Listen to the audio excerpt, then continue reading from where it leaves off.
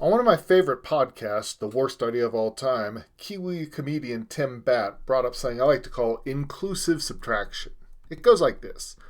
Let's say McDonald's is having a special promotion giving away free coffee from the 24th through the 29th. Now, being a coffee guy, you want to know how many days this promotion lasts. Your brain says that 29 minus 24 is 5, so the answer is 5 days. However, if you look at a calendar, it's clear that there are actually 6 days. What's up with that? Well, if you still think of subtraction as taking away objects, this can be resolved. You just note that you're not taking away the 24th, you're taking away the days before it, so it's really 29 minus 23. However, that answer doesn't really satisfy me. Thinking about taking away makes sense when you're talking about discrete objects, like, say, MacBooks. MacBooks can't be split up, but days can be. When we're subtracting time, what we're really asking is, how far apart are two different times? If we want to say how much time passes between the 21st and the 29th, we can solve that by subtracting as long as we're comparing the same time of day.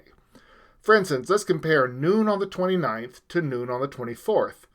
If we look at our calendar, we see that we will pass through exactly 5 24-hour periods.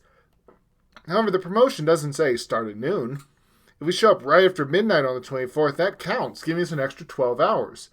And if we show up between noon and right until the clock turns over to midnight on the 30th, there's another 12 hours.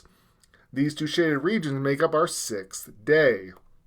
And if you look at the start and end times of the promotion, the sale starts at midnight on the 24th and ends at midnight on the 30th. And 30 minus 24 is 6. This can apply to anything where the pieces can be subdivided. If you want to read a chapter of a book that starts at the top of page 113 and ends at the bottom of page 141, you subtract to get 28, but then add one more for the beginning of the first and the end of the last, making 29 pages. This idea plays a role in a common misstatement about Easter. The Nicene Creed says Jesus died and was resurrected on the 3rd day. People often say that means Jesus came back after 3 days. However, let's look at the calendar. Jesus is said to have died at 3 p.m. on Friday, and when the disciples showed up at his tomb Sunday morning, he had been resurrected. For convenience sake, let's say that the resurrection happened at 3 a.m. Well, if we look at our calendar, we can see that 24 hours from Saturday, and then 9 hours from Friday, and 3 more hours on Sunday makes 1 day and 12 hours, or exactly 1.5 days.